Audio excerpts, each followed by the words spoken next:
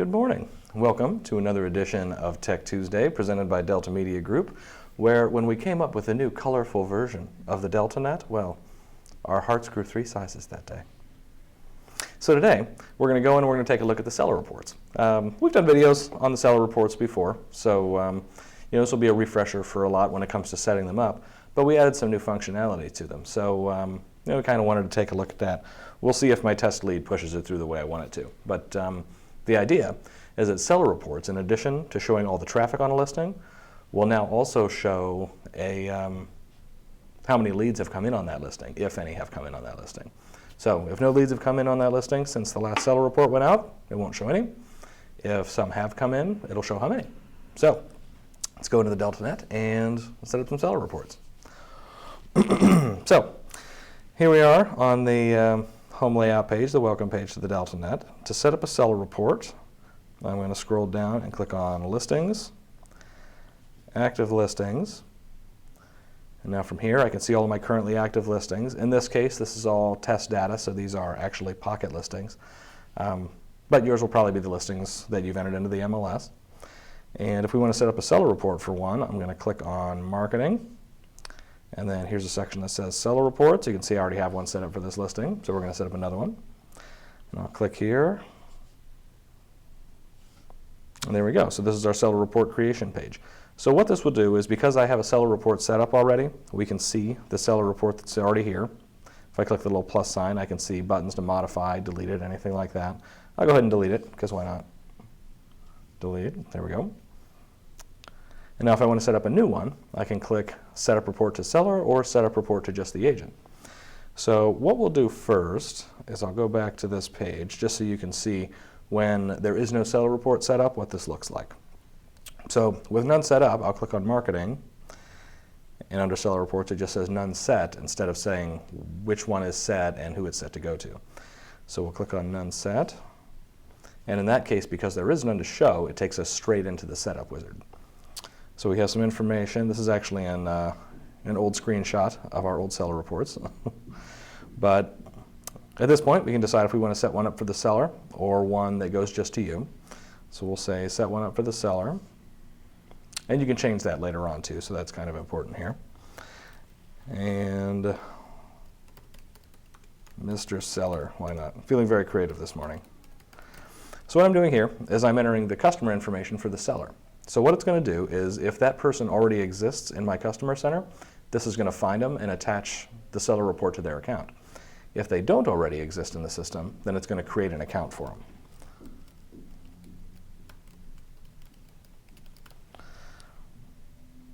I'll hit next step. There we go. So step 2, in this case, it found a seller that it thinks might be the right one. It may or may not be correct. So what it's going to do is try to find a match. If it did find a match, you just check the box and click Next Step, and that'll add the seller report to that person.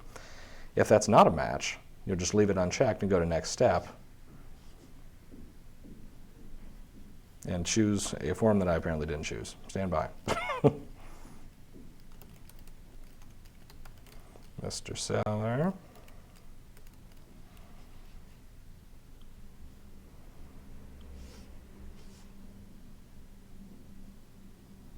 There we go. Apparently it just didn't like that. Okay. So in this case, we'll add it to them. So now, this allows us to choose who this seller report goes to. So by default, it's to the seller with a copy to the agent. If I want, I can set that to go just to the seller.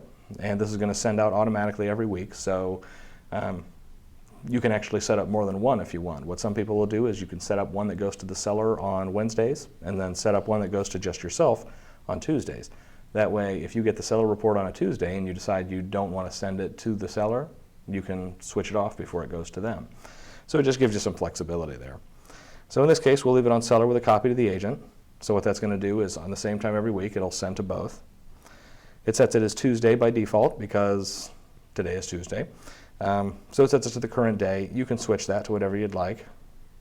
So we'll go ahead and say Mondays, why not? And then we can change the frequency out a little bit if we want. So like I said, by default, it's weekly, but you can do bi-weekly or monthly also. So we'll leave that on weekly. We can also determine which day we want to send for the first time. So let's say we want to wait and send it on next Monday. And the next thing we can do is on these seller reports, in addition to showing a little information about the listing that you set it up for, it'll show some information about like comp properties, and it can also show, I think, open houses. But we'll take a look with the template page and get a better idea. But it'll show some other listings on there.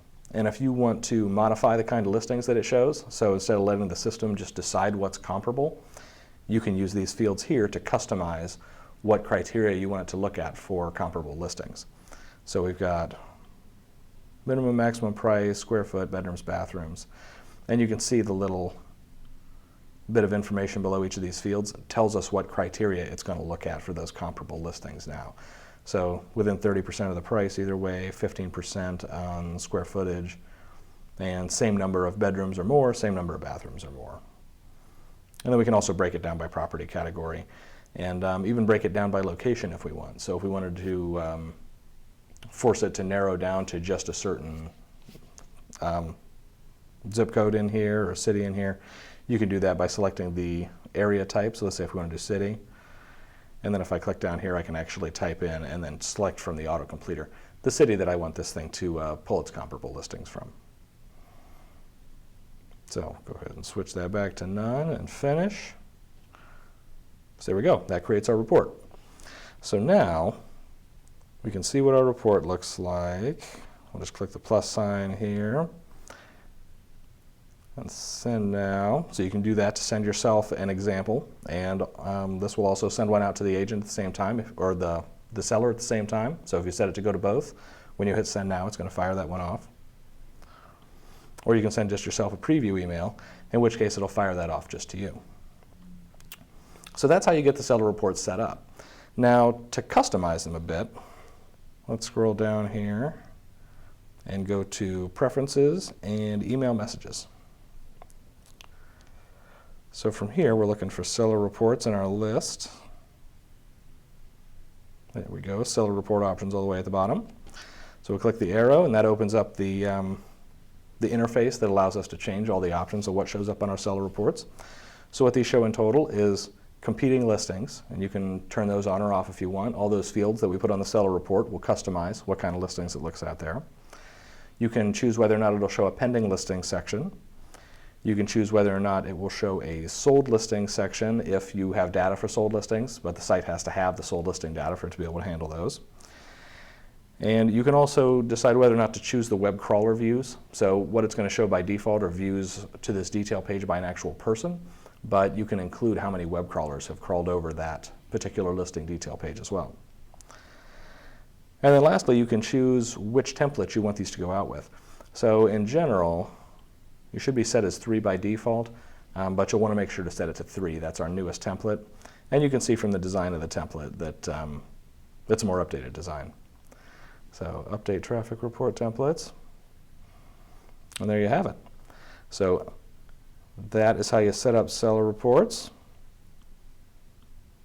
Listings, active listings, marketing, and then one report to seller and agent is how we get back to our report if we want to make any modifications to it, force it to send out immediately, or even see a history on it.